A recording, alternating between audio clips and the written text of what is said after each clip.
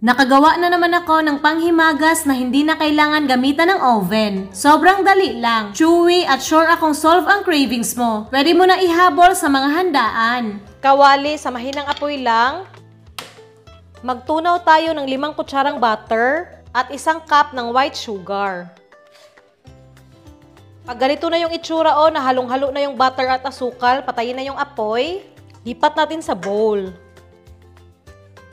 Dito na tayo sa malaking kawali na may takip. Sindihan natin ang apoy sa sobrang hina lang. Hayaan lang muna natin, painitin natin yung kawali. Balik tayo dito sa bowl. 3 itlog, i-crack muna natin sa ibang bowl para safe. Tapos mag-crack ulit tayo ng isa. Egg yolk lang yung gagamitin ko sa pangatlo. Nasa sa inyo na kung maglagay kayo ng vanilla extra, 1 teaspoon lang. 1/3 cup cooking oil, haluin ng mabuti, ikot-ikutin kagaya ng pag-ikot-ikot niya sa'yo, charot lang. Ito na halong-halo na. Tapos mag-proceed na tayo sa dry ingredients. Gagamit tayo ng salaan para mas madali. Kalahating kutsarang all-purpose flour, 3/4 cup cocoa powder, 1 kutsarang cornstarch, at konting asin. Taktak lang. Yan, para walang buo-buo. Tingnan nyo naman kung hindi natin sinala ang daming buo-buo. Okay. Then, haluin ng maigi.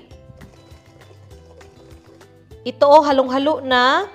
Yan. Pwedeng-pwede na itong isalang, no? Pero pag gusto nyo na mas masarap at chocolate, lalagyan ko ng 3/4 cup na chocolate na hiniwa-hiwa ko. Pwede ka gumamit ng chocolate chips, ha?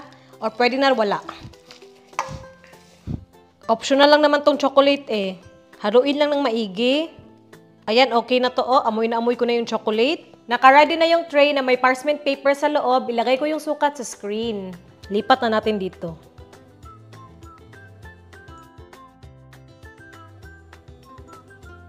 Then, pantay lang natin. Then, tak-tak lang. Balik tayo dito sa kawali na pinapainit natin. Yan ang init na. Uulitin ko, walang kahit ano ha. Lalagyan ko ng tray yung hindi nasusunog. At isalang na natin to brownies natin. Yan. Takpan. At lutuin na natin sa 45 minutes. Ganyan lang kahina yung apoy kaya hindi yan masusunog. Meron pang 15 minutes na natira. Tingnan nyo naman nagsisimula na mag-dry sa loob. Hayaan lang muna natin. Pagkatapos ng 45 minutes, hindi ko talaga binuksan yung takip ha. Ngayon pa lang. Check na natin. Kita nyo naman, hindi naman nasunog yung kawali, diba? Tusukin muna natin ang toothpick sa gitna. Ang luto na. Medyo basa pa. Since hindi pa luto, takpan ulit natin. At dagdagan natin ng 20 minutes. Ito na after 1 hour and 5 minutes. Tusukin natin ang toothpick. Ayan wala nang nasali, meaning luto na. Diba? Klarong-klaro na luto na Gagamit ako ng gloves kasi sobrang init nito, hindi to pwede kamayin. Tanggalin na natin sa kawali. Yan. Hayaan lang muna natin dito, palamigin natin bago natin tanggalin sa cake pan. Medyo mainit-init pa to pero carry na 1, 2, 3, go. Tanggalin natin tong papel. Yan. Flip ulit natin.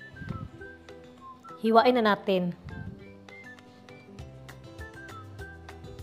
Subukan na natin. Oh my God. Tingnan nyo naman kung gano'n yung ka-chewy Simpleng ingredients lang, pwede na pang dagdag sa handaan.